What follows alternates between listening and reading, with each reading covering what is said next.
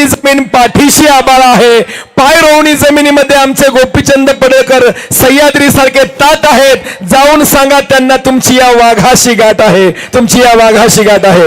आकाशात उडतोय पाखरांचा थवा आणि महाराष्ट्रामध्ये फक्त गोपीचंद शेट यांची हवा. टाळ्या वाजव भावा, जोरदार हात वरती.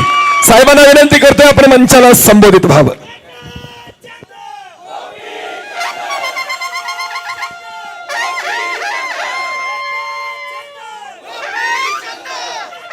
तुतारी वाजते.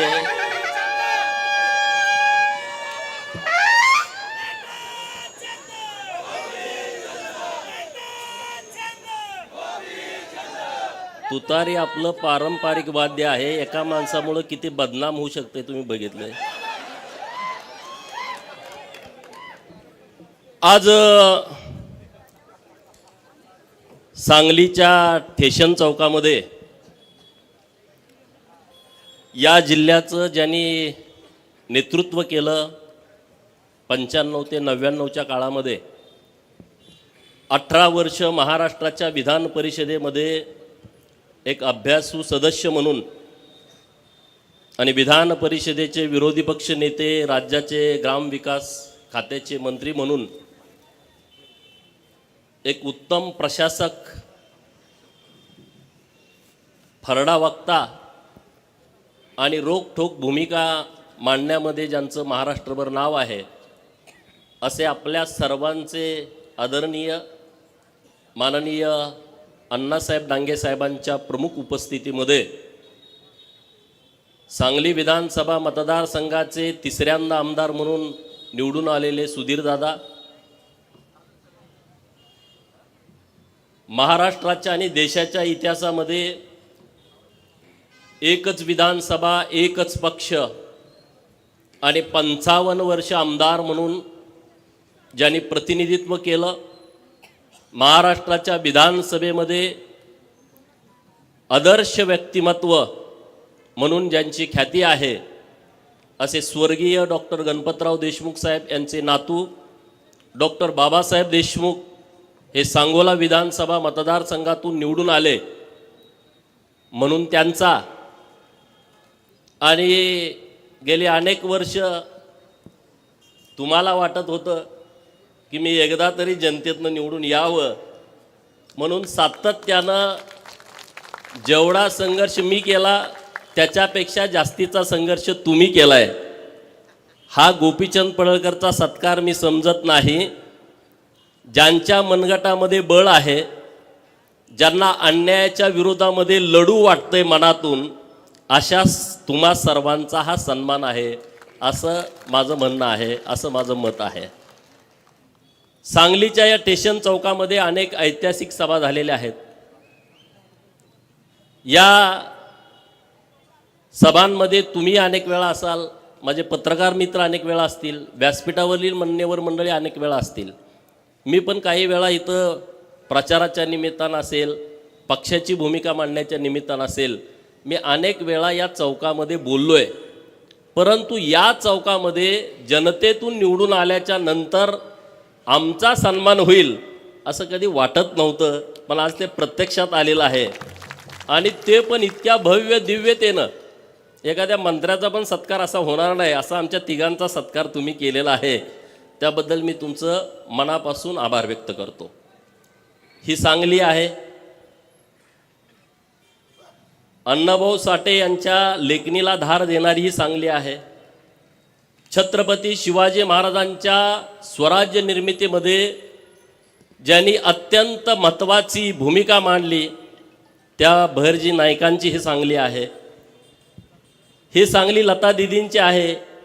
ही सांगली उद्योगपती किर्लोस्करांची आहे, चितळेंची आहे. ही सांगली क्रांतिसिंह नाना पाटलांची आहे. ही सांगली क्रांतीवीर नागनाथ अण्णा नायकवडींची आहे. आणि ही सांगली कृष्णा काठचा रॉबिन हुड बापू बिरू वाटेगावकरांची आहे. माझी सांगली जगात चांगली आहे आणि या चांगल्या सांगलीमधली तुम्ही सगळी सोन्यासारखी माणसं इथं उपस्थित आहात. तर माझा आवाज मला वाटतंय सांगलीच्या जेलमध्ये पण जात असेल, इथून जवळ आहे. मध्यवर्ती कारागृह सांगलीचं. आणि राजनंदिनी तिच्या भाषणामध्ये बोलली की अनेक वेळा खोट्या केसेसमध्ये सांगलीच्या जेलमध्ये आम्हाला राहावं लागलं. ही गोष्ट खरी आहे.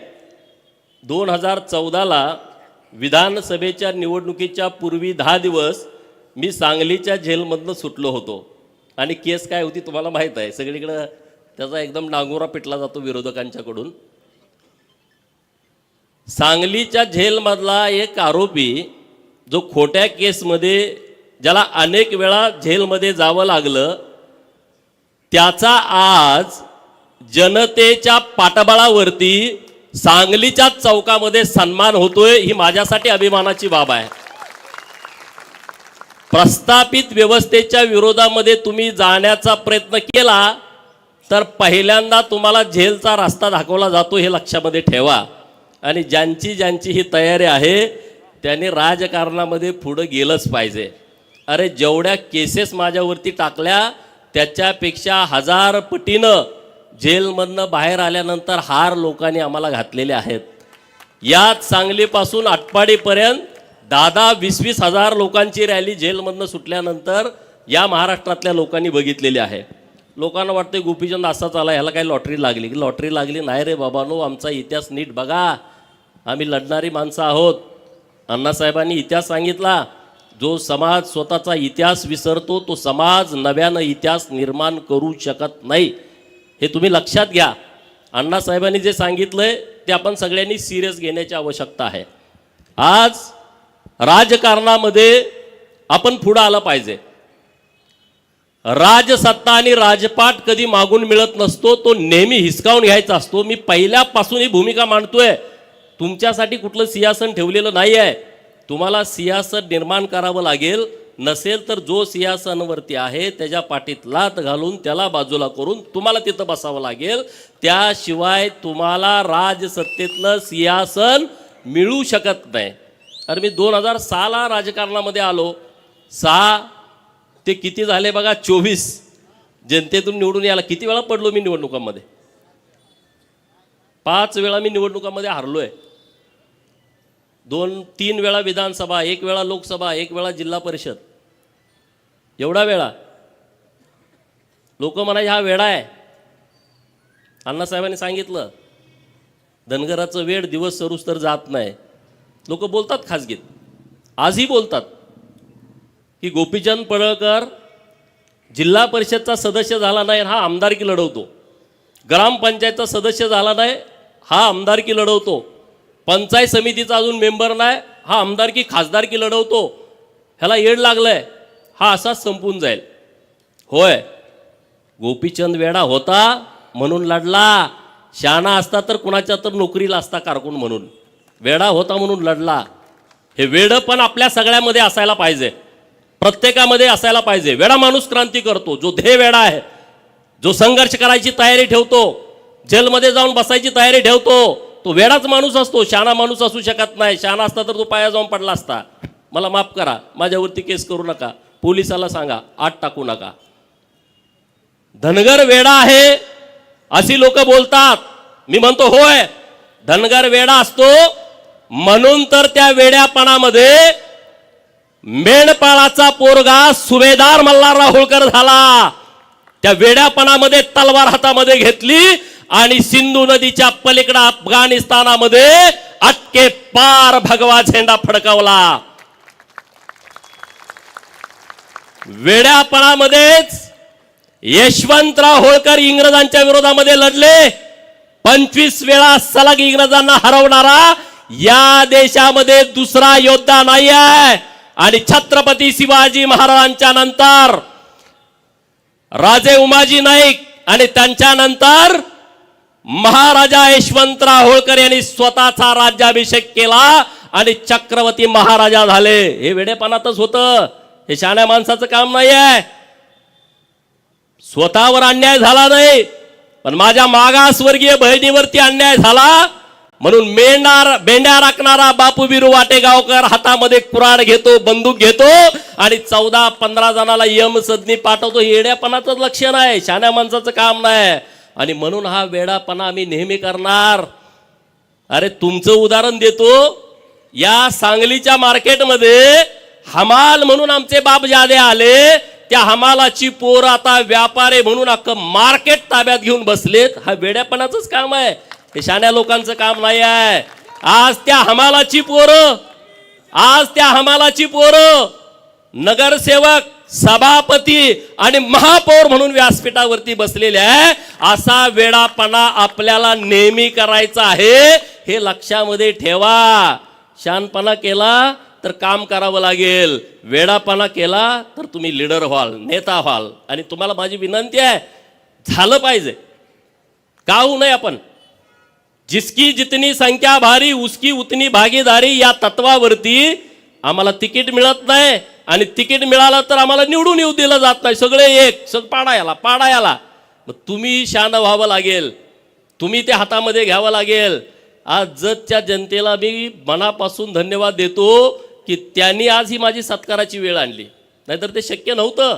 जत तालुक्यातल्या जनतेने डॉक्टर आळीसाहेब व्यासपीठावरती अन्य मान्यवर बरेच आले असतील, तर त्यांनी इतक्या क्षमतेनं, इतक्या ताकदीनं माझ्यासारख्या कार्यकर्त्याला 26 ऑक्टोबरला माझी उमेदवारी घोषित झाली, 20 नोव्हेंबरला मतदान होतं.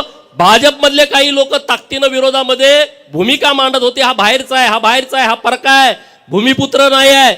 अशा काळामध्ये तालुक्यातली जनता माझ्या पाठीमागं ठामपणे उभं राहिली. मी जतकरांना मनापासून धन्यवाद देतो.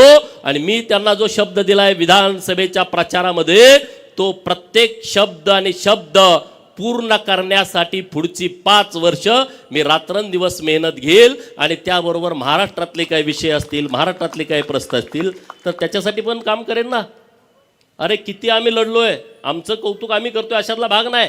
अनेक विषय मी विधान परिषदेचा आमदार झाल्यानंतर सभागृहामध्ये घेतले. सांगलीमधले महानगरपालिकामध्ये बदली कामगार आहेत, मानधनवरती कामगार आहेत, 1200च्या वर आहेत. मला भेटले मंत्रालयामध्ये, पप्पू डोंगरे साहेब होते, सुधीर दादा होते, की बाबा असा असा प्रश्न आहे. आम्ही लावून धरला. त्या लोकांचा प्रश्न ऑर्डरपर्यंत आला, परंतु एक सचिवानं मेक मारून ठेवली, तो आमच्या हिताचा नव्हता. म्हणून आम्ही त्यांना सांगितलं थांबवा, परत आमचं सरकार येणार आहे, आम्ही परत दुरुस्ती करून घेतो. एखाद्याचं प्रामाणिकपणे काम केल्याच्या नंतर लोक जाणीव कशी ठेवतात बघा. आता इथं चिंगा काकू आली, मला दिसली स्टेजवरनं. त्यांच्याबरोबरच्या सगळ्या सफाई कामगार भगिनी आहेत, नटून थटून आल्या चिंगा काकू. ती इतकी रागात होती आमच्यावरती, आमची ओळख नव्हती. सचिवाच्या दालनाच्या बाहेर त्या उभा होत्या आणि त्यांना कोणीतरी सांगितलं की काही लोकांचं हे काम करायला, ते असं एकदम रागात होते आमच्यावर, नुसत्या शिव्या द्यायच्याच बाकी होत्या. मी म्हटलं पप्पू डोंगरे साहेब ह्या काय असं एवढ्या कालवा करतात? ते म्हटले त्यांचं काम होणार नाही असं कोणीतरी सांगितलंय. त्यांनी ट्रेन पकडली, मुंबईमध्ये आले, सचिवाच्या दालनाच्या बाहेर होते. चिंगा काकू आज इथं आलाय तुम्ही, मी तुम्हाला मनापासून धन्यवाद देतो. आणि शब्द पण तुम्हाला देतो. सुधीर दादा इथं आहेत, मी आहे, सुरेश भाऊ खाडे, आम्ही तिघं मिळून तुमचं काम आम्ही केल्याशिवाय राहणार नाही. सांगायचं तात्पर्य काय, लोक का जुळत गेली? प्रत्येक विषयावरती आम्ही भूमिका मांडली आहे. प्रत्येक विषयावरती जो माणूस आमच्याकडे आलाय त्या माणसाची भूमिका मांडली आहे. सुधीर दादा व्यासपीठावरती आहेत, त्यांना मला विनंती करायची आहे, दादा महानगरपालिकेची निवडणूक तोंडावरती आली आहे. आता तुम्हाला सिंहासनावरती बसवलंय, त्यांना सिंहासनावरती बसवण्याची वेळ आली आहे. मी तुम्हाला विनंती करतो, या सगळ्या उपेक्षित लोकांना तुम्ही उमेदवारी द्या. ज्यांना उमेदवारी देता येत नसेल त्यांना स्वीकृत करून घेतो म्हणून सांगा. तुम्हाला प्रचाराला जाण्याची गरज पडणार नाही. सगळी लोक तुमच्या बरोबर ताकदीनं येतील. रामोशाच्या पोराला शब्द द्या की तुला स्वीकृत करतो, तू जर निवडून येणार नसेल. लोणाऱ्याच्या पोराला शब्द द्या, इथं गोसाव्याच्या पोराला शब्द द्या, घिसाड्याच्या पोराला शब्द द्या. काय करायला लागत नाही. ही सगळी लोक तुम्हाला ही महानगरपालिका ताब्यामध्ये देतील. चमचे दलालांच्या मागं माणसं राहिलेली नाहीत, चमचे दलालाच्या मागं लोक नाहीत. ही जी गोरगरीब लोक आहेत ना, ती पूर्ण क्षमतेनं तुमच्या बाजूने उभा राहणार आहेत. आणि तुमच्या ताब्यामध्ये परत एकदा महानगरपालिका देऊन या सांगली, मिरज आणि कुपवाडचं कल्याण करायचं आहे. त्यासाठी आम्ही तुमच्या बाजूने ठामपणे उभं राहू. तुम्ही आमच्या सगळ्यांच्या पाठीमागं ताकद उभी करा. तुम्ही अगोदर करताच, त्याबद्दल दुमत नाही आहे. अनेक नगरसेवक झालेले आहेत. इथं दिनकर तात्या आहेत, पृथ्वीराज भैया आहेत, सगळे व्यासपीठावर मान्यवर मंडळी आहेत की जे निर्णय प्रक्रियेमध्ये आहेत. तर तुमच्याकडून आमच्या अपेक्षा आहेत, तुम्ही आम्हाला सन्मान द्या, आम्ही तुम्हाला ताकदीनं पाठबळ देण्याची व्यवस्था ह्या सांगली मिरज कुपवाडच्या महानगरपालिकेच्या निवडणुकीच्या निमित्तानं करू. त्याबद्दल अजिबात दुमत ठेवू नका. हा सांगली जिल्हा 2 पुढाऱ्यांचा आहे असे वारंवार वारंवार वारंवार म्हटलं जातं, नावं घेत नाही. हा सांगली जिल्हा यांच्या विचाराचा आहे. अरे विचार 5 मिनिटं सांगा ना व्यासपीठावर येऊ, त्यांचा विचार नेमका काय होता आम्हाला कळू द्या. काय विचार होता, कुठं त्याचं पुस्तक आहे का, एखादा ग्रंथ आहे का त्या विचाराचा, की ज्या विचारामुळं या जिल्ह्याला या राज्याला त्याचा फायदा झाला. अरे मी म्हणतो हा सांगली जिल्हा नागनाथांना नाईकवडींचा, हा सांगली जिल्हा क्रांतिसिंह नाना पाटलांचा हा जिल्हा आहे. हा जिल्हा 12 बलुतेदाराचा, 18 पगड जाती त्या लोकांचा, शेतकऱ्यांचा, कष्टकऱ्यांचा, गरीब मराठ्यांचा जिल्हा आहे. आणि त्यामुळं ह्या जिल्ह्यामध्ये परिवर्तन झालं पाहिजे. नुसतं राजकीय नाही, सामाजिक असलं पाहिजे, विकासात्मक राजकारण असलं पाहिजे, ते परिवर्तन झालं पाहिजे. आणि म्हणून तुम्ही जो आज आमचा सन्मान घेतलाय तिघांचा, त्या सन्मानानं आमची जबाबदारी वाढली आहे. निश्चितपणे तुम्हाला सांगतोय, सांगलीच्या ज्या अपेक्षा आहेत, अरे सांगलीमध्ये कुपवाड MIDC किती वर्षापासून तयार झाली, नवीन काय तिथं झालं का, नाही. मार्केट कमिटीमध्ये व्यापाऱ्यांना जागा नाही, नवीन काय प्रयोग झाला का. अरे ती मार्केट कमिटी भ्रष्टाचारानं अशी बरबटली आहे, जागा घेतली त्यात भ्रष्टाचार. काय तुमचं व्हिजन पाहिजे सांगली मार्केट कमिटीचं. अरे इथल्या व्यापाऱ्यांना जागा नाही, 100-200 एकर जागा घेतली, डेव्हलपमेंट केलं आणि व्यापाऱ्यांना ती उपलब्ध करून दिली. कर्नाटक आपल्या बाजूला आहे, कर्नाटकातून लोक येत आहेत आणि त्या मार्केट कमिटीचा विस्तार केला नाही. कोंबडी कापून खायची ही जी ह्या लोकांची सवय आहे आणि त्याला पाठबळ मिळतंय. कारवाई होणं अपेक्षित होतं, कारवाई झाली नाही. मार्केट कमिटीवरती कारवाई होणं अपेक्षित होतं, जिल्हा मध्यवर्ती बँकेवरती कारवाई होत नाही. कारण हा फिरत असतो नेता, त्यांचा पाया पडत असतो अंधारामध्ये, कळत नाही, मॅनेज होतो, मग कारवाई होत नाही. आज सांगली जिल्ह्यामध्ये शेतकऱ्यांची जिल्हा मध्यवर्ती बँक आहे, जी आर्थिक वाहिनी आहे, या बँकेमध्ये प्रचंड मोठा भ्रष्टाचार झाला. 83ची चौकशी झाली, 88ची चौकशी सुरू आहे. अरे आमची मागणी आहे ही चौकशी पूर्ण होऊन त्यांच्यावरती कारवाई झाली पाहिजे. आज तुम्ही शेतकऱ्यांच्या दारामध्ये जाता 1 लाख कर्ज थकवल्यावरती आणि इकडे 100 कोटी रुपये तुम्ही काढले, बुडवले, तिकडे कोणी जात नाही. आज महाकाली साखर कारखाना, आटपाडीचा मानगंगा साखर कारखाना, अरे सभासदांनी त्यांच्या सौभाग्यवतीच्या गळ्यातलं डोरलं मोडून तुमची सभासदाची फी भरली.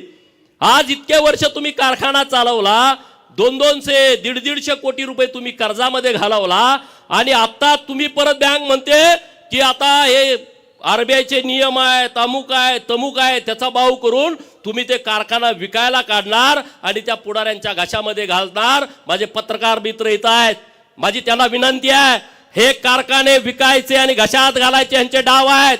आणि कारखाना विकल्यानंतर काय होणार आहे. अरे आटपाडीच्या कारखान्याला 250 एकर जमीन आहे, तिथं 5 लाख रुपये गुंठ्याचा भाव आहे. ते कारखाना घेणार आणि त्यातली 200 एकर जमीन विकून टाकणार आणि खाजगी कारखाना करून टाकणार. जे सुतगिरणीचं झालं तोच प्रकार होणार आहे, महाकाली कारखान्याचं तेच होणार आहे. तर बँकेला माझं अपील आहे, सभासदांचा कारखाना हा सभासदाला राहायला पाहिजे. उद्या तुम्ही विकून ती जमीन विकणार आहे, आता तुम्ही जमीन विकून ती पैसे भरून घ्या आणि तो सभासदांचा कारखाना सभासदाच्या ताब्यामध्ये ठेवा. कशासाठी हे प्रकार करताय, कुणासाठी करताय. अरे हे काय तुमच्या बापजादाची प्रॉपर्टी नाही आहे, हे लोकांची आहे, शेतकऱ्यांची आहे, कष्टकऱ्यांची आहे. त्याच्यावरती तुम्ही डल्ले मारता, त्याच्यावरती तुम्ही अटॅक करता. हे इथून पुढे चालणार नाही.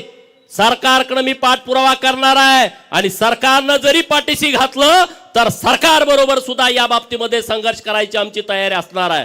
कारण हे सभासदाचे कारखाने आहेत, सभासदाची जमीन आहे. अरे आटपाडीची जमीन तर माझ्या धनगर समाजाची जमीन आहे.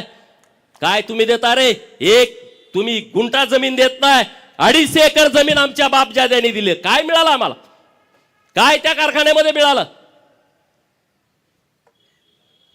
कामगार म्हणून आणि म्हणे आमच्या बापाचे कारखाने आहेत.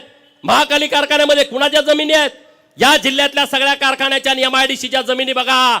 या 18 पगड जातीच्या, 12 बलुतेदाराच्या, गरीब मराठ्याच्या आणि OBCच्या जमिनी आहेत. कुठल्या पुढाऱ्याच्या रानामध्ये झाला कारखाना? अण्णासाहेबांनी मला एकदा कहाणी सांगितली की त्यांची सुद्धा 400 एकर जमीन एका कारखान्याला गेली आहे. परवा त्यांना भेटायला गेलो तेव्हा सांगितलं. सर्वोदय कारखान्याचं काय झालं? पृथ्वीराज भैया इथं आहेत, संभाजी आप्पा आता हयात नाहीत. आज कष्टाने उभा केलेला कारखाना या बँकेच्या राजकारणामध्ये त्यांनी घशात घातला. आणि म्हणून तुम्हाला माझी विनंती आहे, या बँकेच्या राजकारणामध्ये तुम्ही आला पाहिजे, संस्था स्थापन केल्या पाहिजेत आणि मत कुणाला विकलं नाही पाहिजे या बाडग्यांना, नाहीतर त्याचा काही उपयोग होणार नाही. 2 लाख मिळाले, 3 लाख मिळाले, चालला, त्याचा उपयोग होणार नाही. राजकारणाच्या बाबतीमध्ये मनात चीड असली पाहिजे, ठग असली पाहिजे. लात घालीन तर पाणी काढेल अशी उर्मी प्रत्येकाच्या मनात असली पाहिजे, तर हे घडल. एका दोघा तिघांचं काम नाही आहे. तुम्ही सगळ्यांनी ठरवलं तर हे घडू शकतं. ही क्षमता, ही ताकद ही तुमच्यामध्ये आहे आणि त्या ताकदीनं आपल्याला पुढे जायचं आहे. आज आम्ही जतकरांना आव्हान केलं होतं की तुम्ही आम्हाला जमीन द्या. 1,500 एकर जमीन दिली. पत्रकार मित्रांना माझी विनंती आहे, अरे या जिल्ह्यामध्ये MIDC ला 1,500 एकर एका जागेवर जमीन कुठंच जिल्ह्यात मिळू शकत नाही. आज ती जतमध्ये मिळाली आहे. आज आमचे राज्याचे नेते मुख्यमंत्री देवाभाऊ दावोसला गेलेत. 4-5 दिवस ते दावोसला असणार आहेत. 7 लाख कोटीच्या वर इन्व्हेस्टमेंट ते महाराष्ट्राला घेऊन येणार आहेत. आणि मी सकाळी पण त्यांना विनंती केली, मागच्या 4 दिवसात पण देवाभाऊंना भेटलो की दावोसच्या दौऱ्याला तुम्ही मुख्यमंत्री झाल्यानंतर पहिल्यांदा जाताय, तो दौरा यशस्वी होणार याबद्दल कुणाच्या मनामध्ये शंका नाही. पण दौरा यशस्वी होण्यामध्ये माझ्या सांगली जिल्ह्याला आणि जत तालुक्याला एक मोठा इंटरनॅशनल प्रकल्प तुम्ही आम्हाला दिला पाहिजे, ही मी विनंती त्यांच्याकडे केलेली आहे. आणि होय, त्यांनी शब्द दिलाय की कसल्याही परिस्थितीमध्ये सांगली जिल्ह्याला एक आम्ही प्रकल्प देऊ. अरे मी साधा आमदार आहे, मी नामदार नाही आहे. आज डॉक्टर बाबासाहेब देशमुख साहेबांनी मत व्यक्त केलं की या सांगली जिल्ह्याकडे एक काळ नेतृत्व होतं. या सांगली जिल्ह्यातले कॅबिनेट मंत्री अनेक वर्ष अनेक वेळा महाराष्ट्राच्या राजकारणामध्ये होते. मी टीकात्मक बोलत नाही आहे, वस्तुस्थिती मांडतोय. जर या सांगली जिल्ह्यातले एवढे मातबर नेते महाराष्ट्राच्या मंत्रिमंडळामध्ये होते, 1990 पासूनच्या राजकारणामध्ये होते, 90 पासून 2024 ला असा कुठला प्रकल्प त्यांनी आणला की त्याचं नाव त्यांना लोकांना सांगता येईल की ज्या प्रकल्पामध्ये माझ्या सांगली जिल्ह्यातली 10,000 पोरं काम करतायत आणि त्यांना 40-50 हजार रुपयाचं पेमेंट मिळतंय? एक प्रकल्प आहे का? नाही, आणू शकले नाही, कारण ती वृत्ती नाही. वसंतदादा मुख्यमंत्री असताना एकदा बोलले होते, जर जतला कृष्णेचं पाणी दिलं तर आमच्या कारखान्यावरती ऊस तोडायला कोण येणार? हे त्यांचं स्टेटमेंट होतं. हीच भावना प्रस्थापितांची होती. कृष्णा काठच्या सगळ्या पुढाऱ्यांनी जिल्ह्यातल्याच दुष्काळग्रस्त तालुक्यांच्या वरती अन्याय केले. जत असेल, कवटेमंकाळ असेल, तासगावचा काही भाग असेल, खानापूर असेल, आटपाडी असेल, याच लोकांनी अन्याय केला. पण कृष्णामाईंनी अन्याय केला नाही. याच कृष्णामाईचं पाणी आज जतला गेलं, कवटेमंकाळला गेलं, मंगळवेढ्याला गेलं, सांगोल्याला गेलं, खानापूरला गेलं, आटपाडीला गेलं, कडेगावला, पलूसला, तासगावला, मिरजच्या पूर्व भागामध्ये, माणला, खटावला. कृष्णामाईंनी दुजाभाव केला नाही, कृष्णामाईंनी अन्याय केला नाही. आज कृष्णाबाईची ओटी जर माझ्या आईला भरू वाटली, माझ्या वहिनीला भरू वाटली, माझ्या ताईला भरू वाटली, तर आमच्या ओढ्यामध्येच कृष्णामाईचं पाणी आलंय. हे कृष्णामाईचे उपकार आज आमच्या दुष्काळी पट्ट्यावरती आहेत. देवाभाऊंचे उपकार आहेत. अरे 2-2 हजार कोटी, 7-7 हजार कोटी, टेंबूला 7,000 कोटी एका वेळेस मिळाले. म्हैसाळला सुधारित म्हैसाळ योजनेला 2,000 कोटी एका वेळेस मिळाले. मंगळवेढा तालुक्यातली 35 गावं दुर्लक्षित होती, काळ्या खुट्ट जमिनी आहेत. आज तिथं धनगर समाजाची संख्या मोठी आहे, कुणी तिकडे बघितलं नाही. देवेंद्र फडणवीस साहेबांनी 1,000 कोटीची योजना मंजूर केली. समाधान दादा अवताडे यांच्या प्रचारात शब्द दिला होता आणि तो त्यांनी शब्द पूर्ण केला. का नाही इथल्या लोकांना जमलं? जलसंपदा खात्याचे मंत्री होते 2.5 वर्ष. काय केलं तुम्ही? काय भूमिका घेतली? जे काम कार्यकर्ते त्यांच्याकडे करतायत त्यांनाही माझा प्रश्न आहे. नेता दिसायला स्मार्ट आहे, देखणा आहे, बोलतोय, उच्च विद्या विभूषित आहे, तिकडं फॉरेनला जाऊन शिकून आला, पण जिल्ह्याला काय फायदा मिळाला? सांगलीला काय फायदा मिळाला? सांगलीकरांनी अनेक वेळा विश्वास देऊन महानगरपालिका दिली. अरे सुधीरदादांच्या नेतृत्वात तुम्ही दिली महानगरपालिका. इथं बऱ्यापैकी मोठ्या प्रमाणात निधी आणला गेला. तुम्ही या नेत्याकडे महानगरपालिका दिली, तुम्हाला काय मिळालं? काही मिळालं नाही. माझी विनंती आहे तुम्हा सगळ्यांना की तुम्ही ताकदीनं सोबत उभा राहावा, सुधीरदादांच्या सोबत उभा राहावा. आम्ही खांद्याला खांदा लावून काम करायला तयार आहोत, कारण सांगली बदलली पाहिजे. अरे मी या सांगलीत कॉलेजला होतो 2000 साली 11-12वीला. 2000 सालची सांगली आणि आताची सांगली काही फरक नाही, काही बदल नाही. माणूस कुठं चुकत नाही, काही भानगड होत नाही. अरे मग ह्याच्याबद्दल कुणीतरी केलं पाहिजे होतं. आमचे सगळे मित्र आहेत, तिथं बलराज आहेत, रावसाहेब आहेत, सगळी टीम आहे. तुम्ही पण अनेक वर्ष पत्रकारिता करताय. ह्याच्यावर कुणीतरी बोललं पाहिजे, कुणीतरी लिहिलं पाहिजे. अरे जतला आमच्या गावाला रस्ता नाही आणि तुमच्या पुढाऱ्याच्या गोठ्याला डांबरी रस्ता आहे, सिमेंटचा काँक्रीटचा रस्ता आहे. काय तुमच्या बापाचे पैसे आहेत? तुमच्या हातामध्ये सत्ता आली, तुमच्या हातामध्ये जिल्हा नियोजनची समिती आली म्हणून तुम्ही मनमानी करता. अरे दुर्दैव आहे. मी जिल्हा नियोजन समितीला आमदार असताना एक पत्र दिला, माहितीचा अधिकार दिला त्यांना आणि म्हटलं की 1999 पासून हे जेव्हा मंत्री झाले तेव्हापासून जिल्हा नियोजन मधून तुम्ही किती पैसे खर्च केले त्याची यादी द्या. अरे जिल्हा नियोजन मध्ये तुम्ही कामं काय केलेत याची यादी कलेक्टर ऑफिसला नाही. ज्याचं बजेट 800 आणि 900 हजार कोटी आपल्या जिल्हा नियोजनचं, त्यांच्याकडे कामं कुठं गेली याची यादी नाही. जर कामाची यादी नसेल 20 वर्षापूर्वीची, अरे इंग्रजांनी इथं बांधलेलं पूल 100 वर्षानंतर पत्र येतंय, ते पूल पडल, तुम्ही नवीन करून घ्या. आणि 20 वर्षापूर्वी, 15 वर्षापूर्वी, 10 वर्षापूर्वी जिल्हा नियोजन मधून तुम्ही किती पैसे खर्च केलेत त्याची यादी जिल्हा नियोजनच्या अधिकाऱ्याकडे नाही. पत्रकार मित्रांना माझी विनंती आहे, तुम्ही सुद्धा माहिती घ्या. मी माहिती दिली तर मला उत्तर दिलं की आमच्याकडे माहिती नाही.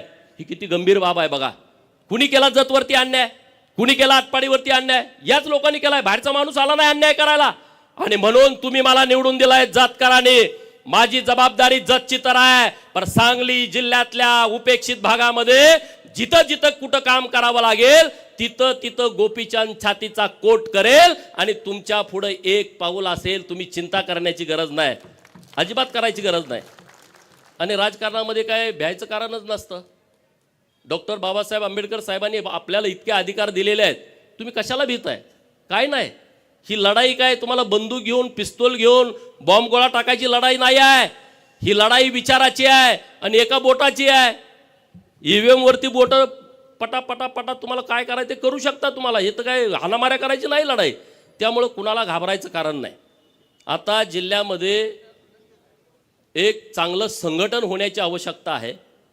कारण 90चे काय टीम होती ती आता राजकारणातून बाहेर पडते, नवीन टीम आली. 90चा आमदार एकटा जयंतराव आहे. 11,000 निवडून आल्यामुळं तो पडल्यासारखा आहे. आणि जयंतरावचं दुखणं दुसरं आहे की आरआरचा पोरगा आमदार झाला आणि माझा पोरगा आमदार होत नाही, ह्याचं टेन्शन सगळ्यात जास्त जयंतरावला आहे. आणखी काही नेत्यांना पण त्यांचं नावं घ्यायला नको, हे लगेच स्फोट करतात राज्यामध्ये. आरआर बरोबर असणाऱ्या अनेक पुढाऱ्यांचं दुखणं हे आहे की आरआरचं पोरगा आमदार झालं, मग आमचं कसं होणार, तुमचं कसं होणार? तुमची लायकी, तुमची क्षमता, तुम्ही काम केलेलं. जतमध्ये पण चाचपणी केली होती माझ्या अगोदर. त्यांचं ती एजन्सी ते फार हुशार माणूस आहे. एजन्सीचा रिपोर्ट आला नापास पूर्ण. काही जरी केलं तर काही होत नाही. परत त्यांनी हातकलंगले लोकसभेचा सर्वे केला, नापास. सांगलीत पुढी सोडली, लोकसभेला इकडे उभा राहणार आहे, ह्या पार्टीत येणार, होत नाही, शक्य नाही. सत्ता आणि पैसा या मस्तीवरती राजकारण करायची आता वेळ गेलेली आहे, वेळ संपलेली आहे. सत्ता आणि पैशावरचं जर राजकारण असतं तर हा गोपीचंद आमदार होऊ शकला नसता. लोकांच्या हातामध्ये ह्या सगळे विषय गेलेले आहेत, लोकांच्या हातामध्ये ह्या निवडणुका गेलेल्या आहेत. मी लोकसभेला उभा होतो, सांगलीकरांनी मला मतं दिली. एवढी काही जास्त नाही मतं, पण बऱ्यापैकी दिली. आता सुधीरदादा तेव्हा विरोधात असल्यामुळे मतं कोण देणार आपल्याला? तेव्हा मतं आपल्याला मिळाली नाहीत. परंतु मी तेव्हा इथं भाषणं केली होती या चौकामध्ये. मी खासदार झाल्याच्या नंतर मी हे करेन, म्हणजे सगळ्यात महत्त्वाचा होता की 7 स्टार लायब्ररी करेन, असा मी शब्द तेव्हा विद्यार्थ्यांना दिला. पण मी झालोच नाही तर कसा देणार? आता विधानसभेचा आमदार झालोय, सुधीरदादांच्या बरोबर गट्टी करून त्यांचा फंड, माझा फंड असं करून सांगलीमध्ये एक विद्यार्थ्यांच्यासाठी 7 स्टार लायब्ररी करण्याचा विचार आम्ही करतोय. दादा देऊ ना शब्द, तुमच्या वतीनं देऊ ना? हा, सुधीर दादांच्या वतीनं शब्द मी देतो की आपण करू शकतोय, आपण बदल करू शकतोय. सांगलीतले लोक खूप चांगले आहेत, काम करण्याची क्षमता असणारी लोक आहेत, टीम पण खूप चांगली आहे. तर अशा पद्धतीनं आपण सगळेजण पुढं जाऊ. डॉक्टर बाबासाहेब देशमुख साहेब विधानसभेवरती निवडून आलेले आहेत, त्यांच्याकडे इतका मोठा वारसा आहे, त्यामुळे त्यांची जबाबदारी माझ्यापेक्षा जास्त आहे. मी हुबला काय म्हणून सगळ्याला जग जाहीर आहे, पण त्यांना तसं करून चालत नाही. मला काय उलटं पालटं आहे ते हुबला काय जाऊ दे असं म्हणतात, पण तुम्हाला तसं करून चालणार नाही. कारण तुम्ही आबासाहेबांचे नातू असल्याच्यामुळं तुम्हाला तेवढंच बोलावं लागेल, तेवढंच निर्णय घ्यावे लागतील, तशा पद्धतीनंच तुम्हाला पुढं जावं लागेल. आणि आबासाहेबांच्या कार्यकर्तृत्वावरती आज अख्खं महाराष्ट्र अभ्यास करतो, त्यांना आदर मानतो, अभिमान आहे. माझ्यासारख्या कार्यकर्त्याला अभिमान आहे. आबासाहेबांची विचारसरणी वेगळी, आमची वेगळी होती. आबासाहेब अनेक वेळा स्टेजवरनं मला दम द्यायचे, मी एका माणसाविरोधात बोललो का तू बस नाही मी निघालो म्हणायचे. पण आबासाहेबांच्या बद्दल प्रचंड आदर सगळ्यांच्या मनामध्ये आहे, सगळ्या लोकांच्या मनामध्ये आहे. आणि देवेंद्र फडणवीस साहेबांनी सभागृहामध्ये मागणी केली होती की आबासाहेबांचा अर्धाकृती पुतळा हा विधान भवनात बसवायचा. यासाठी तुम्ही आणि मी आता देवाभाऊ आल्याच्या नंतर त्यांना भेटून ती मागणी आपण रेटून धरू आणि विधान भवनामध्ये महाराष्ट्रामध्ये एक आदर्श व्यक्तिमत्व बनून, सरकारनं सांगितलंय, सरकार पण आणि विरोधी पक्ष, तेव्हा आम्ही विरोधी पक्षामध्ये होतो, परंतु सरकारचं दोन्ही बाजून आणि सभापती महोदयांनी तशा सूचना दिल्यात. विधान परिषदेमध्येच ती चर्चा झाली होती आणि तो विषय आपल्याला मार्गी लावून आपल्याला पुढं जाण्याची आवश्यकता आहे. अण्णासाहेबांनी काही विषय आपल्यासमोर मांडले की मेंढ्यांची संख्या कमी व्हायला लागली आहे. ही गोष्ट खरी आहे, अडचणी पण आहेत. आता आपल्याला दोन्ही बाजूनं चालावं लागेल. आम्ही म्हणलो सरकारनं मेंढ्या द्या, तर काय पोरं म्हणजे तुम्ही आता आम्हाला परत मेंढपाळ करता का? नाही, मतप्रवाह आहेत वेगवेगळे. तर आम्ही दोन्ही बाजूनं चाललोय. विद्यार्थ्यांच्यासाठी चांगल्या योजना सरकारच्या माध्यमातून आणलेल्या आहेत. सांगली शहरामध्ये ओबीसीची 2 वसतिगृह, मराठा समाजाची 2 वसतिगृह, एक मुलांचं एक मुलींचं 100 क्षमता असणारी 2 वसतिगृह. वसतिगृह बांधण्यासाठी खूप वेळ लागतोय म्हणून सरकारनं निर्णय घेतला इमारती भाड्यानं घ्यायच्या आणि तिथं वसतिगृह चालू करायचं. महाराष्ट्रामध्ये 54 ठिकाणी आता वसतिगृह चालू आहेत. काही ठिकाणी इमारती मिळाल्या नाहीत, भाड्यानं मिळाल्या नाहीत किंवा त्याचे दर जास्त आहेत मेट्रो सिटीमध्ये, म्हणून ती राहिलेले आहेत. त्याच्या पुढं जाऊन आम्ही सरकारकडे मागणी केली की 100 विद्यार्थी दिले तरी विद्यार्थ्यांची सोय होत नाही, गैरसोय होते. आणि म्हणून सावित्रीबाई फुले स्वाधार नावाची योजना ओबीसींच्या मुलांसाठी आणलेली आहे. प्रत्येक जिल्ह्याला 600 विद्यार्थी जे 12वी नंतरचं व्यावसायिक शिक्षण घेतात त्या मुलांना, तो तालुक्याला राहिला तर 38,000 रुपये, तो क वर्गाच्या महानगरपालिकेच्या ठिकाणी राहिला तर त्याला 43,000 रुपये, तो अमरावती, नाशिक आणि संभाजीनगर अशा ठिकाणी जर राहिला तर त्याला 51,000 रुपये, आणि तो मेट्रो सिटीमध्ये राहिला, मुंबई, नवी मुंबई, पुणे, पिंपरी चिंचवड आणि नागपूर या ठिकाणी जर आपला पोरगा शिकायला गेला तर त्याला 61,000 रुपये सरकार देतंय खोली भाडं आणि खानावळीचं. पण दुर्दैवाची बाब आहे, 600 मुलांना ओबीसीच्या, त्यामध्ये 346 जाती आहेत. पण मित्रांनो 600 सुद्धा फॉर्म आले नाहीत. हे सगळ्यात मोठं दुर्दैव आहे. आणि 3 वेळा मुदतवाढ दिली, 3 वेळा मुदतवाढ दिली. तीच योजना धनगर समाजासाठी पंडित दीनदयाळ यांच्या नावानं सेम तीच योजना, फॉर्म तेवढे आले नाहीत. माझी विनंती आहे सगळ्या विद्यार्थ्यांना, अरे तुम्ही एज्युकेटेड आहात, ऑनलाईन फॉर्म करायचे आहेत. मेंढक्यांच्यासाठी एक स्कीम आणली आम्ही सरकारकडून. काय स्कीम आणली? जून, जुलै, ऑगस्ट, सप्टेंबर या 4 महिन्यामध्ये पाऊस पडतोय. फॉरेस्टचे अधिकारी म्हणतात की जंगलामध्ये तेव्हा रोपटी उगवायला चालू होतात, ते संक्रमणाचा बियांचा काळ असतो, मेंढ्यानं तुडवलं तर येत नाही. काय आता ते असतील कोण अधिकारी मला माहीत नाही, बुद्धिवान, पण त्याने असा रिपोर्ट दिला की जंगलामध्ये मेंढ्या सोडायच्या नाहीत.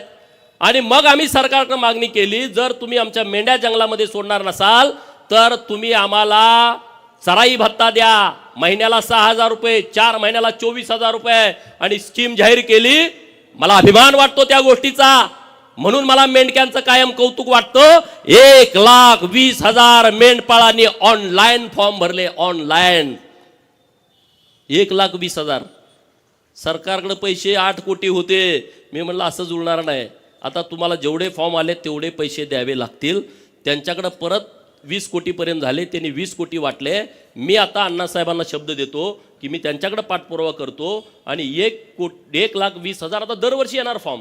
त्यांना तुम्ही चराई भत्ता द्यायलाच पाहिजे, दिलाच पाहिजे. त्याशिवाय मेळ बसणार नाही. पोरांच्या अडचणी आहेत हो. मेंढका पोरगा असला त्याला पोरगी मिळत नाही.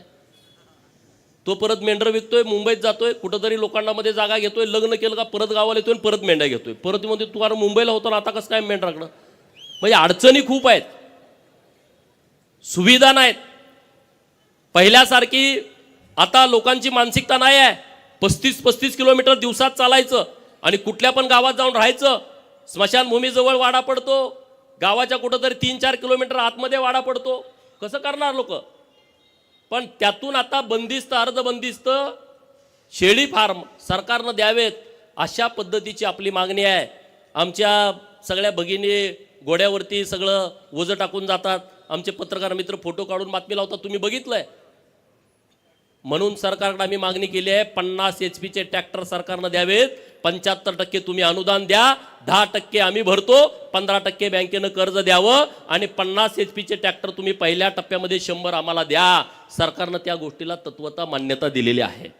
असे नवीन नवीन प्रयोग करतोय. आता आम्ही मिलिटरीवाल्यांच्याकडे ज्या पद्धतीचे तंबू असतात, सरकारकडे आम्ही विनंती करतोय की तसा तंबू आमच्या मेंढपाळाला द्या की जो हलका असेल आणि त्यांनी 4 खुट्या मारल्या तर त्यांना तिथं राहता येईल. ही एक स्कीम तुम्ही भटक्या विमुक्तांना लावा. जे या गावातनं त्या गावात जातात, पालामध्ये राहतात, इकडून पाऊस आला इकडं जाते, तिकडून पाऊस आला, अरे कसं जगणार, काय होणार आहे त्यामध्ये. आणि म्हणून तुम्ही मला आमदार केलाय, सरकारकडे पाठपुरावा करतोय. भटक्या विमुक्तांच्यासाठी सरकारनं स्पेशल बजेट मंजूर केलं पाहिजे. आणि मला विश्वास आहे देवाभाऊ मुख्यमंत्री आहेत आणि महाराष्ट्रामध्ये सगळ्यात जास्त सामाजिक न्याय या व्यक्तिमत्वानं दिलाय. आणि मला ठाम विश्वास आहे की त्यांच्या माध्यमातून या सगळ्या भटक्या विमुक्तांच्यासाठी, पालात राहणाऱ्या लोकांच्यासाठी सरकार काहीतरी चांगला निर्णय करेल आणि तो आम्ही तिथं करून घेऊ. तुम्ही आज सत्कार केलाय तर आम्ही कामं केली पाहिजेत ना. आमचा काही मोठेपणा म्हणून आज सत्कार झालेला नाही आहे. आणि सत्काराचं भाग्य आमचं सांगलीमध्ये यावं असं आम्हाला कधी वाटत नव्हतं. पण आज ते घडतंय जतकरांच्यामुळं, आज ते घडतंय सांगोलकरांच्यामुळं, बाबासाहेबांचं आणि सांगलीकरांचं जास्तीचं प्रेम सुधीरदादांच्यावरती आहेत. त्यांना 3ऱ्यांदा तुम्ही निवडून दिलेलं आहे. त्यामुळं तुम्ही आज आमच्या तिघांचा सत्कार या स्टेशन चौकामध्ये केला. तर इथून पुढं तुम्हाला ज्या अपेक्षा आमच्याकडून आहेत त्याच्यापेक्षा एक पाऊल पुढं जाऊन ताकदीनं, क्षमतेनं, जिल्ह्यात असेल जिल्ह्यात, राज्यात असेल राज्यात, आता संघर्ष करायची वेळ संपलेली आहे. संघर्ष आता जयंतरावनी करू द्या, पण ते करू शकत नाही. संघर्ष करायचं पण रक्तात असावं लागतं. संघर्ष ते करू शकत नाहीत. आता ते विरोधी पक्षात आहेत, त्यांनी करायला पाहिजे आंदोलन, मोर्चा, रस्त्यावर. आम्ही कुठवर यायचं, आम्ही रस्त्यावरच आहे गेली 20 वर्ष. आता नाही, आता आम्ही सत्तेत आलोय. तुम्ही सुद्धा तुमचा मोड बदला, सत्तेत आलोय असं. नाहीतर विरोधी पोस्ट टाकत बसू नका. आपण आता सत्ताधारी आहोत तर आपण काम काय करायचं. तुम्ही सरकारला सांगा हे काम केलं पाहिजे. सरकारकडे तुम्ही ही सूचना द्या, कल्पना मांडा. अरे सामान्य माणसं सुद्धा चांगल्या कल्पना मांडतात आणि त्या कल्पनेनुसार सरकार काम करतं. तशा सूचना तुम्ही द्या, त्या पद्धतीनं सरकार काम करेल. आपलं एक महत्त्वाचं काम राहिलंय, 2-3 वर्ष झालं प्रयत्न सुरू आहे. महाराजा यशवंतराव होळकर यांचा अश्वारूढ पुतळा महाराष्ट्रातला पहिला हा सांगलीच्या जिल्हाधिकारी कार्यालयासमोर बसवायचा आहे. आणि आता त्याची सगळी प्रक्रिया पूर्ण होत आलेली आहे. मुंबईला आता शेवटचं पुतळ्याच्या परवानगीसाठीचं महानगरपालिकेचं पत्र तिथं पोचलंय. मंगळवारी बुधवारी आम्ही जाणार आहोत आणि तिथं एक अश्वारूढ पुतळा महाराष्ट्रातला पहिला हा कलेक्टर ऑफिसच्या समोर करायचा आहे. मागं एकदा डॉक्टर स्वप्नील चोपडे इथं आहे, त्यांनी ते कलर केला होता नवीन नाव लिहायला. एकदा कलर केला का काही गाड्यांच्या डोक्यात आलं, ती परत तिथं नावच लिहू देणार. स्वप्नीलला नेऊन पोलीस स्टेशनला बसवला त्याने की नाव लिहायचं नाही. मी म्हटलं का, पोटात दुखते का म्हटलं, काय अडचण होते. आणि मग संघर्ष करून ते यशवंतराव होळकर महाराजा यांचा सांगलीमध्ये चौक आहे. आणि तुम्हाला सांगतोय, जर तुम्हाला राजकर्ती जमात बनायची असेल, महाराजा यशवंतराव होळकर जोपर्यंत तुम्हाला समजणार नाहीत, महाराजा यशवंतराव होळकर यांचं तैलचित्र तुमच्या घरात लागणार नाही, महाराजा यशवंतराव होळकर यांची जयंती गावागावात साजरी होणार नाही तोपर्यंत तुम्ही राजकर्ती जमात बनवू शकत नाही. म्हणून माझी तुम्हाला विनंती आहे की महाराजा यशवंतराव होळकर यांची जयंती गावागावात साजरी झाली पाहिजे. घोड्याचा फोटो तैलचित्र आम्ही नव्यानं प्रकाशित केलंय. तो फोटो तुमच्या घरात प्रत्येकाच्या असला पाहिजे आणि त्यांचा सगळा इतिहास वाचून घ्या. अण्णासाहेबांनी काही पुस्तकं लिहिलेली आहेत, तिकडं सोनवणे सरांनी काही पुस्तकं लिहिलेली आहेत, नास इनामदारांनी झुंज नावाची कादंबरी, हे वाचा तुम्ही. वाचल्याशिवाय काय होणार नाही. नाही तर तुम्ही ह्याच्या मागं पडणार. ते तुम्हाला ही मोठी माणसं, ही मोठी नाहीत लोक. मी अनेक वेळा सांगतो, तुम्ही ऐकत नाही, त्याला माझा नाही इलाज आहे. ही मोठी नाही, बिंडोक लोक आहेत, हे होपलेस लोक आहेत. ह्यांनी काय नाही, आपल्याला ते लांबनं दिसतंय. आपल्याला गेस्ट हाऊसच कधी कळू दिलं नाही, लांबनंच बघायचो. हे मोठ्या लोकांसाठी. अरे तुमचाही ते, तुम्ही जाऊन बसा की तिथं आयटीत, काय बिघडतंय? आपली प्रॉपर्टी आहे ती, सरकारची प्रॉपर्टी म्हणजे जनतेची प्रॉपर्टी. तुम्हाला ती मोठ्या माणसासाठी आहे, मोठ्या माणसासाठी नाही, तुमच्यासाठी पण आहे. तिथं एकदा जाऊन बसा, रुबाबा, जेवा, ऑर्डर द्या, एक दिवस झोपून या ना तिथं, काय बिघडतंय? हां, तर ती लोकांसाठी आहे. मोठ्या तुम्ही तोपर्यंत ते तुमच्या ताब्यात घेत नाही. कलेक्टर ऑफिसला गेला, भेटाय ना, शिपायात जाऊ ना, धडका मारून जावा ना, साहेबाला जाऊन भेटा, तहसीलदारला जाऊन भेटा. मध्यस्थ शोधताय, मध्यस्थ काय करताय?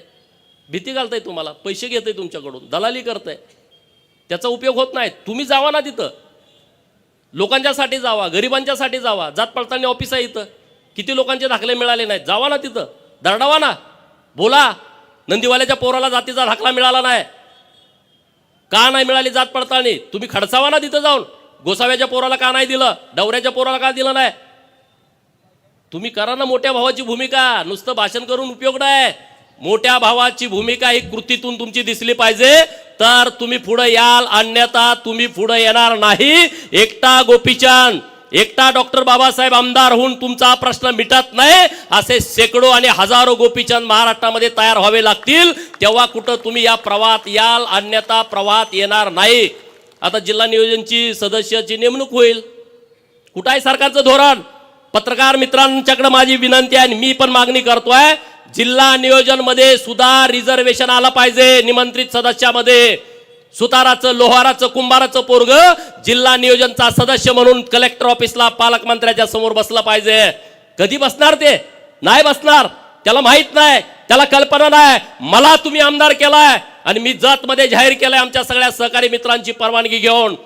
ज्या शासकीय कमिट्या आहेत माझ्या जत विधानसभा मतदारसंघामध्ये, ज्या समाजाला कधीच प्रतिनिधित्व मिळालं नाही, ज्याला कधी उमेदवारी मिळाली नाही, त्या समाजातल्या तरुण पोराला तहसीलदारच्या शेजारी बसायचा अधिकार त्या समितीच्या माध्यमातून आम्ही देणार आहे. कलेक्टर ऑफिसला कलेक्टर साहेबाच्या शेजारी बसून चर्चा करण्याचा अधिकार जर मर्याय गाडेवाल्याच्या पोराला जर मला देता आला तर त्या आमदारकीचं सार्थक झालं असं मी समजेन. आणि तशी पोरं मी शोधतोय आणि त्यांना इथं आणून बसवणार आहे. डवऱ्याची, गडस्याची, लवाराची, कुंभाराची, सुताराची पोरं, नाभिकाची पोरं, मातंग समाजाची, गरीबाची पोरं, ज्यांना कधी सन्मान मिळाला नाही. कमिट्यावर तर टाका की रे, कमिट्यावर पण तुम्ही टाकत नाही. इकडचा मेहना, तिकडचा पाहुणा. जिल्हा नियोजनवरची यादी काढा. गेल्या 20 वर्षातली कोण आहेत माणसं?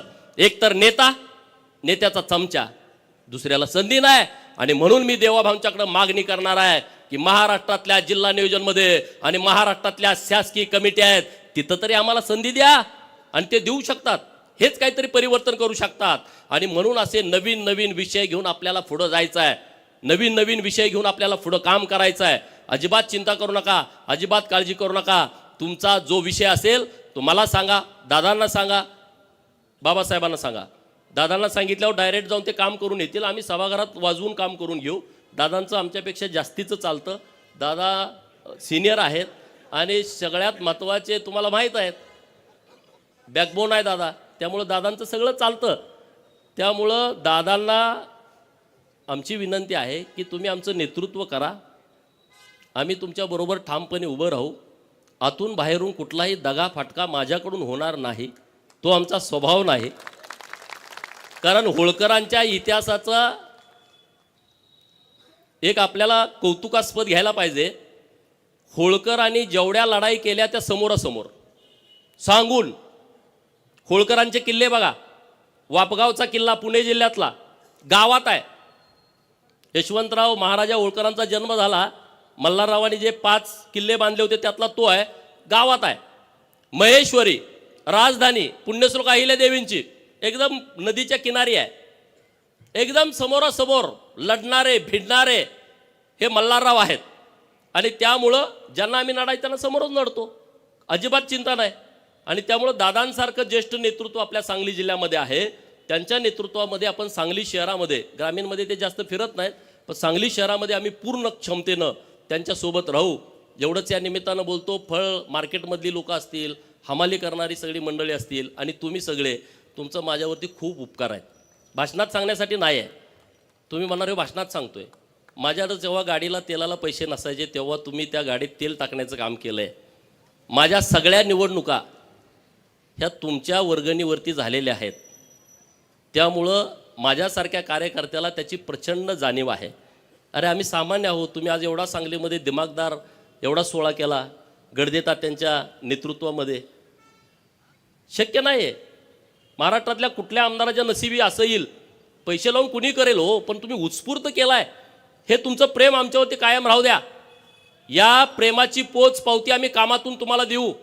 गडदे तात्या आणि सगळे सिनियर लोक आहेत व्यासपीठावर. आता एकाच नाव घेतलं तर अनेकांची लोक राहतील. आता आपले सांगलीचा आदर्श महाराष्ट्रातल्या सगळ्या महानगरपालिका क्षेत्रामध्ये राहणाऱ्या उपेक्षित वंचित लोकांनी घेतला पाहिजे, असा आदर्श घालून देणारी सगळी मंडळी व्यासपीठावरती आहेत. आणि त्यामुळं तुम्ही जो आमचा मान सन्मान केला आहे, सत्कार केला आहे आणि अण्णासाहेबांच्या उपस्थित केला आहे, आणि अण्णासाहेबांनी इतकं चांगलं आम्हाला आज मार्गदर्शन केलेलं आहे, कुठलाही फटका न मारता त्यांनी आम्हाला व्यवस्थितपणे आशीर्वाद दिलेले आहेत. त्याबद्दल अण्णासाहेबांचं मी मनापासून आभार व्यक्त करतो. अण्णासाहेबांचं फार मोठं योगदान आहे. चौंडी हे अण्णासाहेबांमुळं महाराष्ट्राला कळालं. नंतर जानकर साहेबांनी त्याचं पूर्ण महाराष्ट्रातल्या लोकांच्यापर्यंत नेलं. चौंडीला तुम्ही गेलं पाहिजे. 31 मेला जयंती आहे पुण्यश्लोक अहिल्यादेवींची आणि 300वी जयंती आहे. यावर्षी सरकारनं 75 कोटी रुपये बाजूला काढून ठेवलेत अहिल्यादेवींच्या जयंतीला. मुख्यमंत्री महोदयांना मी परवा पत्र दिलं आहे की पुण्यश्लोक अहिल्यादेवींची जयंती सरकारनं कशी साजरी करायची त्याची तुम्ही बैठक बोलवा, अण्णासाहेबांना बोलवा, आमच्या सगळ्या लोकप्रतिनिधींना बोलवा आणि तुम्ही पुढच्या 2 महिन्याचा आराखडा करा. ही काय 1 दिवसाची पुण्यतिथी होणार नाही, तर 2 महिन्याचा कार्यक्रम होईल. देवाभाऊंनी त्याला मान्यता दिलेली आहे. त्यामुळं हा जयंतीचा कार्यक्रम तुम्ही गावागावामध्ये करा. अरे अहिल्यादेवींचं खूप मोठं काम आहे. छत्रपती शिवाजी महाराजांच्या नंतर हिंदवी स्वराज्याचे पताका ही होळकरांनी खांद्यावरती घेतली, अन्य काही सरदारांनी पण घेतली, परंतु अहिल्यादेवीने जे काम केलेलं आहे ते काम कुणीच विसरू शकत नाही. हिंदू धर्माच्या रक्षणाचं आणि हिंदू मंदिरांचं जीर्णोद्धाराचं काम हे अहिल्यादेवीने इतक्या मोठ्या प्रमाणात केलंय, ते कुणी विसरू शकत नाही. नरेंद्र मोदी साहेबांना मी धन्यवाद देईन. काशी विश्वेश्वराच्या मंदिराचा कॉरिडॉर डेव्हलप केला आणि त्या कॉरिडॉरमध्ये पुण्यश्लोक अहिल्यादेवींचा पुतळा त्यांनी तिथं बसवलेला आहे. कुठलाही हिंदू काशी विश्वेश्वराच्या दर्शनासाठी गेला तर त्यांना पुण्यश्लोक अहिल्यादेवींचं दर्शन होतंय. शंकराचार्यांचा आहे, भारत मातेचा पुतळा आहे आणि कार्तिक स्वामीचा, असे 4 पुतळे तिथं बसवलेले आहेत. धन्यवाद देईल मी देवाभावना, एकनाथ शिंदे साहेबांना. अरे अहमदनगरचं नाव बदललं, 1 वर्षाच्या आतमध्ये नामांतरण केलं आणि पुण्यश्लोक अहिल्यादेवी नगर केला. हा काही छोटा निर्णय नाही. तुम्हाला त्याचं काही देणं घेणं नसल्यामुळे तुम्हाला त्याचं काही वाटत नाही. अरे डॉक्टर बाबासाहेब आंबेडकरांचं तेव्हाचं औरंगाबाद आणि आताचं संभाजीनगर, त्या विद्यापीठाला नाव देण्याच्या बद्दल किती मोठा संघर्ष झालाय. आपल्या जिल्ह्यातले रामदास आठवले साहेब आहेत, त्यांनी किती मोठा संघर्ष केला होता बघा. वाचा, घरं जाळली, अत्याचार झाले, बलात्कार झाले, मर्डर झाले, तेव्हा विद्यापीठाचं नाव बदललं. सोलापूर विद्यापीठाचं नाव बदललं. तुम्हाला त्याचं सोयरसुतक नाही, तुम्हाला त्याचं देणं घेणं नाही. नुसत्या पुढाऱ्यांना शिव्या, ह्यांनी काय केलं त्यांनी काय केलं. अरे तुम्ही काहीतरी करा ना, तुम्ही या ना, तुम्ही बोला, भूमिका मांडा. आता सोलापूर विद्यापीठाच्या प्रांगणामध्ये पुण्यश्लोक अहिल्यादेवींचं स्मारक तयार झालंय आणि आम्ही आता नरेंद्र मोदी साहेबांना विनंती करतोय देवाभाऊंच्या माध्यमातून की त्या स्मारकाचं उद्घाटन करण्यासाठी स्वतः नरेंद्र मोदी साहेबांनी यावं सोलापूरला. जर तो निर्णय झाला तर तुम्ही सगळे या, वेळ द्या. इकडं अमावस्याला गेलो, तिकडं पौर्णिमा जावा, पण एकदा जावा की दर अमावस्याला कशाला जात आहे. हा बोकडं कापली 21, बोकडं कापली 20, 15, एक कापा की. आपलं देव मानतोय ना, काय आपल्या विरोधात आहे बिरोबा. हा मसोबाला बोकाडा कापलं, एक कापा ना, बारकं कापा. 8 किलोचं, 7 किलोचं, 50-50 किलोची बकरी, 50-50 किलोची बोकडं बंद करा ना. इकडं या, राजे व्हा. मंत्रालय अजून आम्हाला कुणी दाखवलं नाही. मुख्यमंत्री कुठं बसतात आम्हाला माहीत नाही, 2 नंबरचा समाज. आपली ही अवस्था असेल तर गावात राहणाऱ्या छोट्या मायनर समाजाची काय अवस्था असेल विचार करा ना, काय अवस्था असेल. म्हणून जरा परिपक्व व्हा. सोलापूरच्या अहिल्यादेवी विद्यापीठामध्ये स्मारकाचं लोकार्पण आहे, तिथं तुम्ही या. अण्णासाहेबांनी त्यांच्या नेतृत्वामध्ये अहिल्यादेवींचा वाडा तयार केलाय 50-60 कोटी रुपये खर्च करून. एकदा जावा, दर्शन घ्या. एकदा आपल्या कुलस्वामीला गेलं, एकदा चौंडीला गेलं पाहिजे. अरे चौंडीमध्ये प्रचंड ताकद आहे, तिथली माती ऊर्जा आहे. तुम्हाला माहित आहे, मागं एक जण तिथं जयंती करायला ते पळून जावं लागलं. दुसऱ्या महिन्यात सरकार सुद्धा गेलं. नाही, शक्ती आहे. कुणाला पटो अगर कुणाला न पटो, ही ताकद आहे तिथं चौंडीमध्ये. आणि तुम्ही जात नाही, तुम्हाला माहिती नाही. लग्न झाल्यानंतर नवरा बायकोला खंडोबाला गेले, मकोबाईला गेले, बिरोबाला गेले, चौंडीला जाऊन या म्हणून सांगा ना. तुम्ही पांडा पाडा ना, जावा. लग्नामध्ये कोट घालताय, बूट घालताय, एकदा फेटा बांधा, घोंगडं टाका. काय लग्न मोडते काय नवरी? करा ना. आता माझं झालं नाही तर मी केलं असतं तसं, तुम्ही करा ना तसं. मला अभिमान वाटतो. मी जेव्हा आमदार झालो तेव्हा मी डोक्याला पिवळा फेटा आणि खांद्यावरती घोंगडं टाकून मी शपथ घेतली. अरे महाराष्ट्रातल्या धनगरांचे नाही, देशातल्या धनगरांचे मला फोन आले आणि तिथली लोक त्यांना विचारायला लागली. कर्नाटकच्या एका मंत्र्यांचा मला फोन आला, त्यांना नीट हिंदी पण बोलता येत नव्हतं. ते म्हणले, आमची लोक मला म्हणायला लागली, तुम्ही का नाही असं बांधलं? तुम्ही 4 वेळा मंत्री झाला, तुम्ही असं का नाही केलं की तुम्ही 6 वेळा आमदार झाला? करा ना तुम्ही जे करता ते लोक करतात. हे सगळं चालूच आहे रे. आपल्याला एक वेगळं पण आहे, हे कुणाला नाही आहे. ज्याच्या डोक्यावर पिवळा फेटा आणि खांद्यावरती घोंगडा आहे, तुमची ओळख सांगायची गरज नाही. हे तुम्ही करा. ढोल वाजवले आता येताना, लाज बाळगू नका, शिका ना. मी वाजवतो, तुम्ही वाजवा. गजी ढोल शिकायला पाहिजे आपलं. अरे आपलं एक वेगळेपण आहे, आपली एक संस्कृती आहे, ती आपण जपली पाहिजे. त्याच्यासाठी लाजलं नाही पाहिजे. मी जेव्हा मुंबईमध्ये जायचो तेव्हा तिथले अधिकारी हळू बोलायचे, इकडं तिकडं बघून मला भेटायचे. मी इकडचं आहे, मी तिकडचं आहे, वेगळं सांगायचं. जातीचा विषय येतोच हो, कुणी जरी नाकारला तरी. जात चिकटलेली आहे. किती जरी पुरोगामी महाराष्ट्र म्हटलं तर तसं काही नाही आहे. हे सगळं थोतांड आहे. तुम्ही एसटीत जरी बसला, शेजारचा माणूस तुम्हाला विचारतो तुमचं गाव कुठलं, तुमचं नाव काय. आडनावावरनं जर त्याला जात कळली नाही, तुमच्या पाहुण्याचं आडनाव काय, पाहुण्याचं गाव कुठलं, त्याच्यावरून त्याला जात कळली नाही तर 10 मिनिटांत म्हणते तुमची जात कुठली हो. एसटीत बसलेलं, त्याला काही संबंध नाही, त्याचं काही देणं घेणं नाही, तुमची त्याची ओळख नाही, तरी ते विचारताय जातीवरती येतंय. अरे मग जर आपल्याला असं वैभव मिळालं असेल तर तुम्ही ते जपलं पाहिजे, ते टिकवलं पाहिजे. गोपीचंद तुम्हाला वाटला हे नालायक आहे, मला सोडून द्यावं, पण दुसरा विषय घेऊन तुम्ही पुढे या ना. सगळेच माझ्याबरोबर असे नाहीत, 5-2% माझे सुद्धा एकदम चिंध्या करणारी लोक आहेत, मला माहीत आहे. मी काय तुमच्यावर रागाला आलोय का? मी रागाला पण येणार नाही. माझा विषय पूर्णपणे वेगळा आहे, माझे वैचारिक शत्रू पूर्णपणे वेगळे आहेत आणि त्यामुळं तशा पद्धतीनं मी पुढं जातोय. कुणी जरी मला थांबवण्याचा प्रयत्न केला, मी थांबणारा माणूस नाही. कारण मी थांबत नाही, कारण तुम्ही सगळे माझ्या सोबत आहात. एक बच्चनजींची कविता आहे, ती मी तुम्हाला वाचून दाखवणार आहे. मैं पत्थर पर लिखी इबारत हूँ, मैं पत्थर पर लिखी इबारत हूँ, शीशे से कब तक तोड़ोगे. मैं पत्थर पर लिखी इबारत हूँ, शीशे से कब तक तोड़ोगे. मिटने वाला मैं नाम नहीं, मिटने वाला मैं नाम नहीं, तुम मुझको कब तक रोकोगे, तुम मुझको कब तक रोकोगे.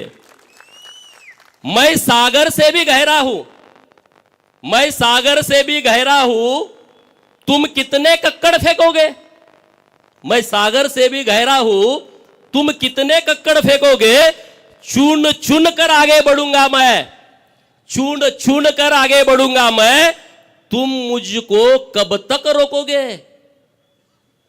तुम हालातों की भट्टी में, तुम हालातों की भट्टी में जब जब मुझको झोंकोगे, तुम हालातों की भट्टी में जब जब मुझको झोंकोगे, तब तपकर सोना बनूंगा, तब तपकर सोना बनूंगा, तुम मुझको कब तक रोकोगे.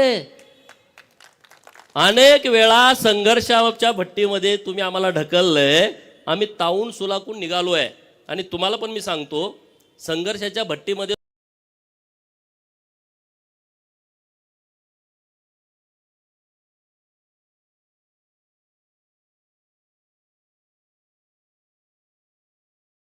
सन्मान असतो ना, तो जगात कुठंच नसतो.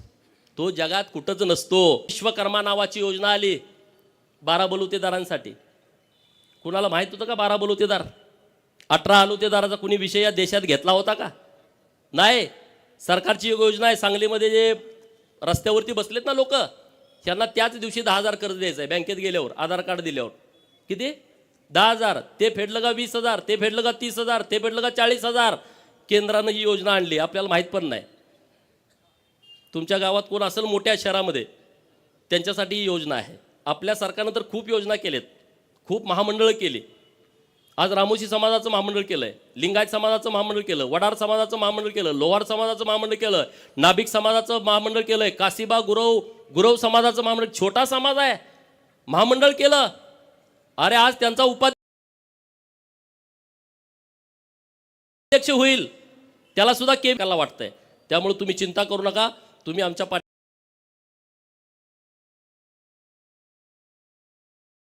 मग ताकदीनं तुम्हाला तो अधिकार आहे, पण प्रेमामध्ये कमी करू नका. एवढी तुम्हाला माझी हात जोडून विनंती आहे. अण्णासाहेबांनी जी जबाबदारी माझ्याकडे दिलेली आहे, मी अण्णासाहेबांना शब्द देतो की या जबाबदारीसाठी जीवाचं मी रान करेन. समाजाच्या प्रश्नासाठी, बहुजनांच्या प्रश्नासाठी, उपेक्षितांच्या प्रश्नासाठी, शेतकरी कष्टकऱ्यांच्या प्रश्नासाठी सभागृहामध्ये मी ही आमदारकी पणाला लावेल.